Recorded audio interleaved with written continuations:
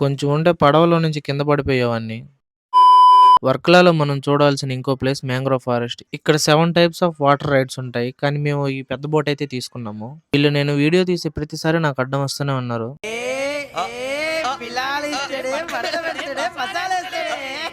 Safety jacket ఏసుకొని రైడ్‌కైతే ready అయిపోయాం. ఈ రైడ్‌కి పర్ పర్సన్ దగ్గర 800 అయితే చార్జ్ చేస్తారు. లొకేషన్ చూసాక మాకిది వర్తబుల్ అనిపించింది. పడవ తోలే అన్న చెప్తున్నావనుకుండా నేను నిలబడుకునే వచ్చాను. అందుకని పడవతో చిన్న జలకిచ్చాడు. జర్రుంటే చచ్చిపోతుంటరా. దెబ్బకు కూర్చునేసాను. ఈ మ్యాంగ్రోవ్ ఫారెస్ట్ గురించి చెప్పాలంటే ఇది ఇండియాలోనే లార్జెస్ట్ వాటర్ ఫారెస్ట్. మన లైఫ్‌లోనే ఇలాంటి ఒక ఎక్స్‌పీరియన్స్ ఖచ్చితంగా చేయాలి. అంత బాగున్నాయి లొకేషన్స్.